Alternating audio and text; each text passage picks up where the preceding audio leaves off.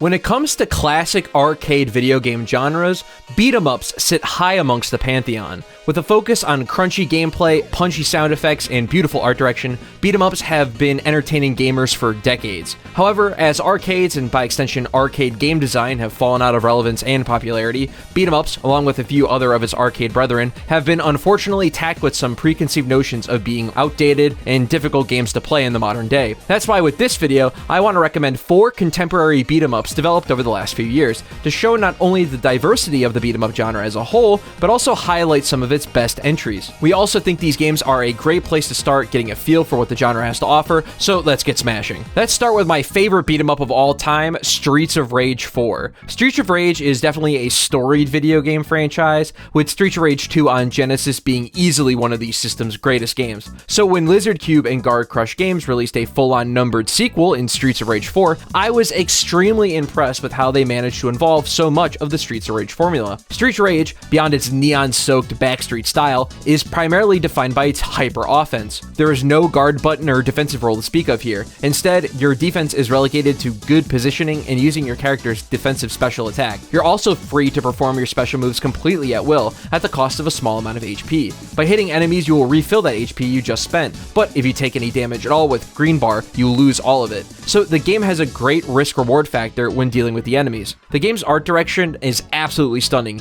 Each of the playable characters possesses a unique flair to their punches and kicks that makes each impact feel extremely satisfying. All 12 stages in the arcade mode are immediately memorable and are filled to the brim with great enemy encounters and bosses. I really love the enemies of Streets of Rage 4. They have such a great sense of style, and their silhouettes are immediately understandable, which is super important when trying to assess how to tackle an encounter. The soundtrack is also a perfect fit for the visuals as well. I especially love the tracks They're Back and An Exhibition. Just an amazing OST overall in a series known for incredible music. The game also features a great level of overall difficulty. Not only are there a swath of difficulty levels to cut your teeth on, the game's base story mode is pretty forgiving, giving you 3 lives per stage and letting you retry whatever stage you game overed on. The difficulty curve of the dozen levels ramps up fairly, and I believe it's a great place to start your beat-em-up journey. I highly recommend also picking up the very affordable Mr. X Nightmare DLC, as it brings in 3 fully new playable characters as well as a roguelike score attack mode that is fun to play when you want shorter 5 to 15 minute spurts of arcadey fun.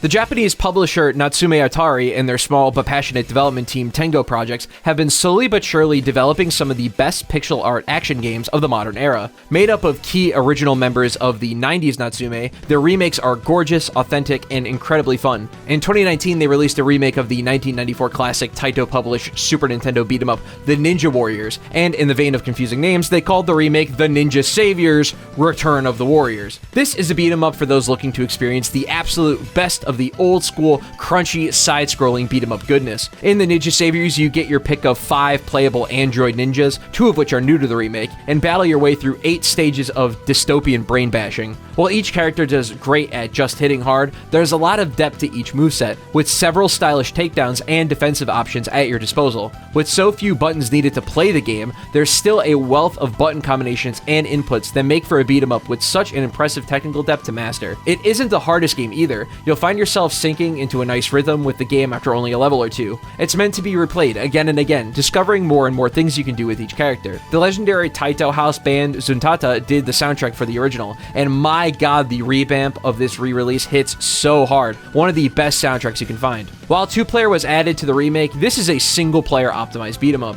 The level and enemy design, enemy placement, and single plane of movement become a perfect playground for your android ninja to wreak havoc on those big boss HP bars. One huge benefit of the remake is finally being in widescreen. The added screen real estate provides a lot of clarity to level progression and the myriad of hazards that come on the screen compared to the original. The bigger screen also allows more space for the best pixel artist in the industry to just show off. New sprites, backgrounds, and animations are stunning. This game is what a remake should be. The love and respect for the original shines through immaculate and precise arcade gameplay, modern visuals beautifully redone from the ground up, all wrapped up in a really affordable package. You just can't beat that.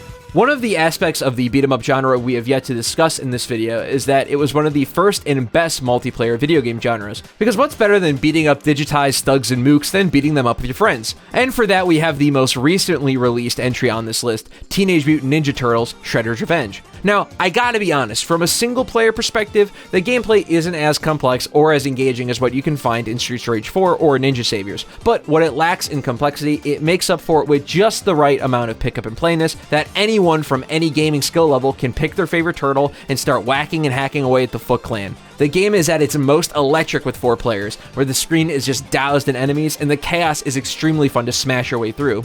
The game features a pretty forgiving dodge roll, and your special meter can easily be filled by spamming taunt, which is extremely simple to do in a chaotic co-op session. Because of this, TMNT Shredder's Revenge is not too much of a challenge and can be conquered relatively easily in a couple hours. However, TMNT is less interested in you scoring attacking and more interested in providing a rock solid time for you and your friends with some absolute eye candy pixel art and my favorite gaming soundtrack of 2022. Definitely play this with the homies if Smash and Mario Kart have worn out their welcome.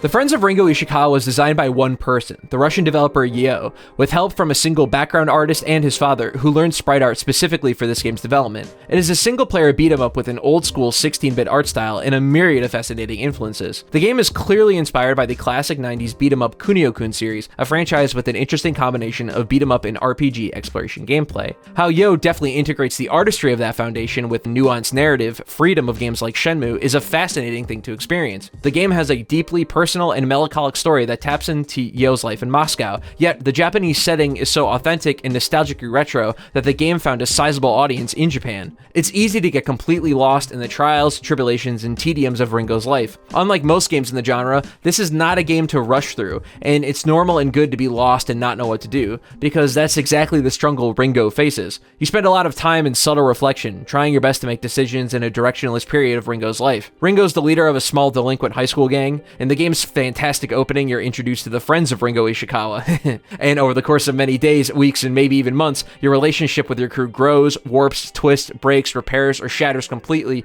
through the many ambiguously triggered story events that progress the plot towards the final credits. This beat-em-up is for someone looking for a quieter game that isn't simply about beating people up, one that experiments with a story only games could tell, and constructs an immersive Japanese town you'll get to know like the back of your hand. Engaging in combat in Ringo is a decision, as you can choose to walk by and ignore delinquents as you make your way across town. You can choose to beat up every single person. However, the game will remember that, and those decisions will impact your narrative. The combat isn't the most interesting the genre has to offer, but it's still plenty fun and solidly built. Upgrading Ringo's stats and moveset is an important goal for the game, but the game isn't so clear on how to do so, or how much each activity actually buffs your stats. You can choose to go work out at the pull-up bar by the playground before school each morning, or spend your time going to class, reading books, working a part-time job, or just wandering around aimlessly. The game never makes a show of any of this experimentation either, and its sparse but gripping dialogue punctuates the experience you make for yourself and Ringo. It's honestly a hard game to sum up so quickly, so just go in without any expectations and give it a shot.